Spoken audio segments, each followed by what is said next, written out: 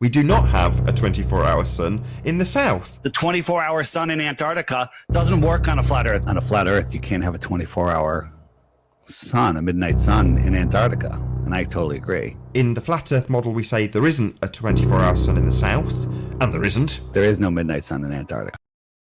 Well, hi everyone, this is Bob the Science Guy, and today we're going to continue my series on the flat Earth response to the final experiment.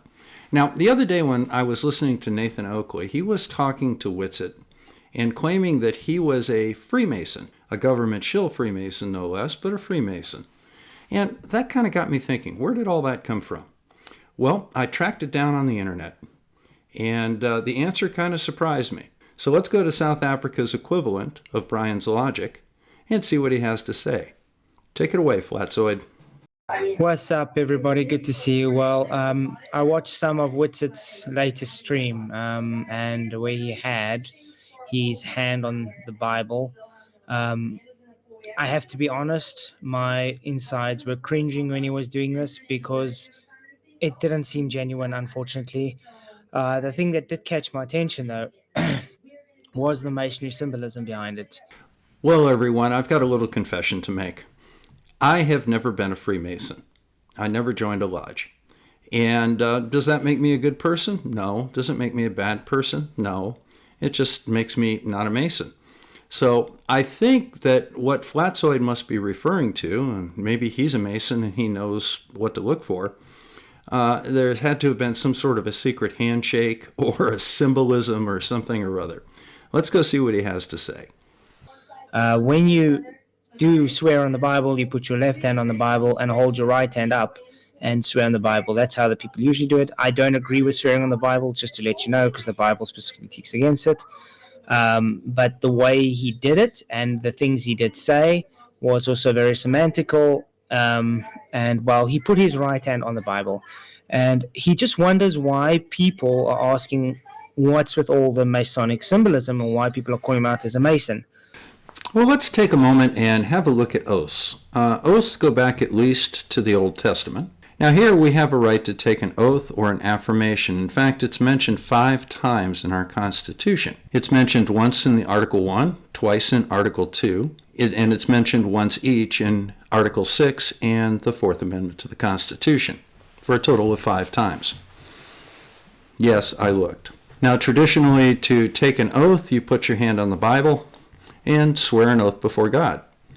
If you choose not to swear on a Bible, or if you're not a Christian, you can take an affirmation, which basically means you swear to tell the truth. They're essentially the same thing. One involves a deity, one does not. But in my research, I could not find any regulations specifying which hand you used. In fact, I got both right and left hand mentioned when I looked on Quorum. In fact, both the right and the left hand were mentioned in modern and historical practice. And traditionally in the United States, when you swear an oath in court, you put your left hand on the Bible because you're doing something with your right hand, you're raising it. But there is no requirement. If you just simply want to put your hand on the Bible, either one works. So then I went over to the website of David Servant, who is an evangelical Christian with a very large internet presence, and he happened to have an article, Should Christians Swear on a Bible? And he had his opinions on that. But what I found interesting is in the illustration for his article on his Christian website, it demonstrates somebody swearing on the Bible using their right hand.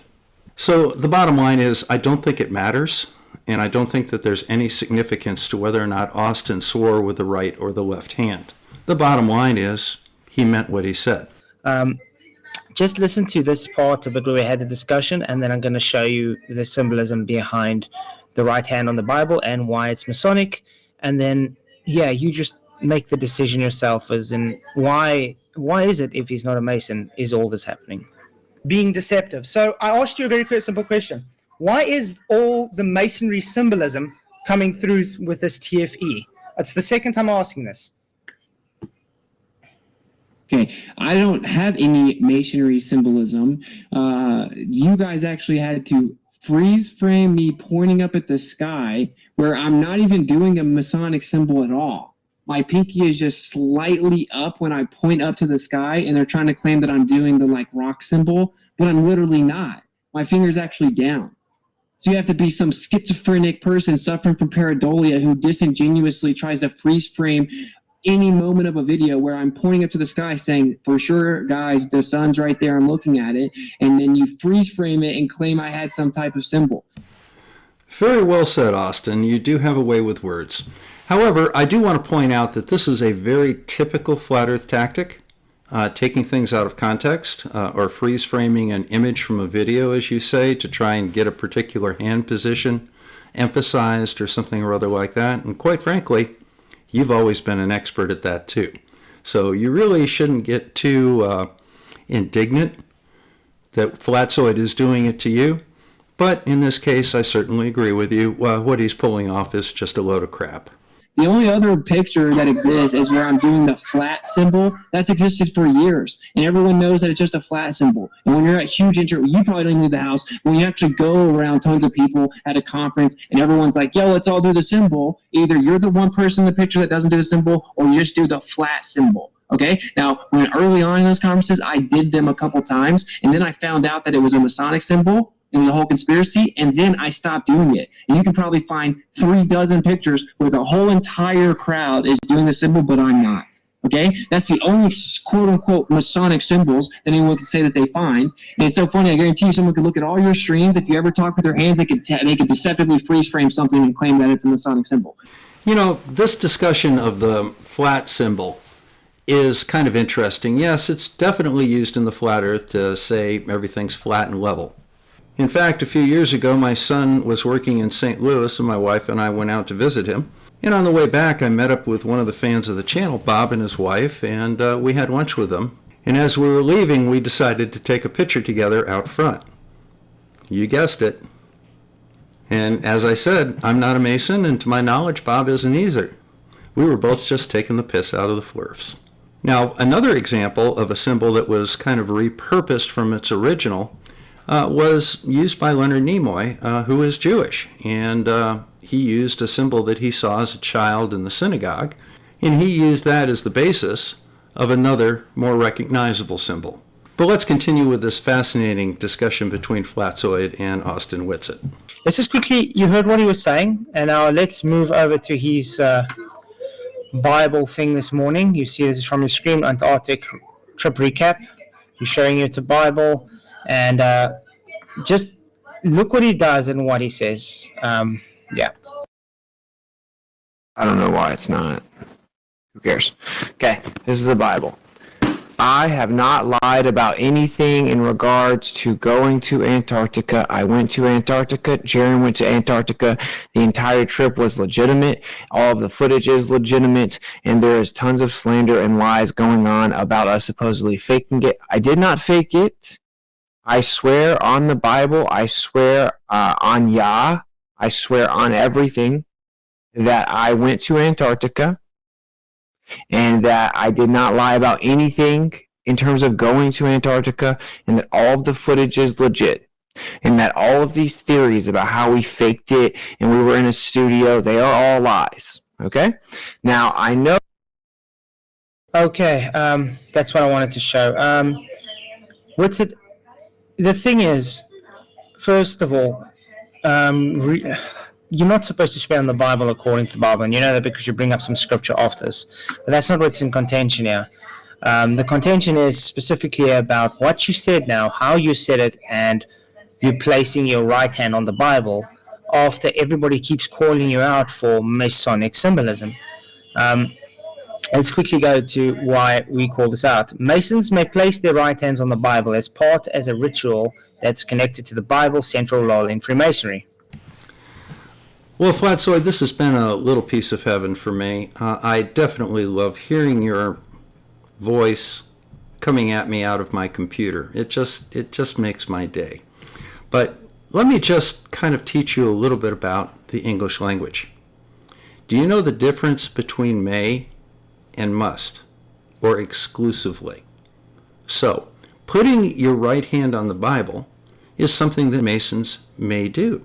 That means that they may also not put their right hand on the Bible. They can use their left. It's their choice. It's not a must do. So basically, putting your right hand on the Bible does not identify you as a Mason. All right? It doesn't say that you're not one, but it certainly doesn't confirm that you are one. And second of all, it is not exclusive to Masons. As I said in my research, it seems to be a toss-up. Do you put your right hand on or do you put your left hand on? It doesn't seem to make any difference. There's nothing in our Constitution. I couldn't find any laws or court rules that say one hand over the other. Basically, what I kind of gleaned from that is whatever hand isn't doing something goes on the Bible. So if you have your right hand up, your left hand goes on the Bible. If your right hand isn't up, you could use either hand you want. Or you could simply affirm without using a Bible at all. The bottom line is, as usual, and this is characteristic number one of science denial, and that is cherry picking, rather than listen to what Austin said, listen to the facts about the Antarctic trip, you chose instead to concentrate on which hand he put on the Bible because you weren't listening to him. All right? God gave you 2 ears and 1 mouth. That's the proportion that you should use them in. So, this is Bob the Science Guy. Thank you very much for stopping by. There will be more in this series because, oh my God, there's a lot of material out there and I've been having fun reviewing it. So if you have a chance, stop by my Patreon, maybe contribute to the telescope if you want to support the observatory. If not, that's okay too. Just give me a like, a subscribe, and share this around a little bit. I'll see you later. Take care, guys.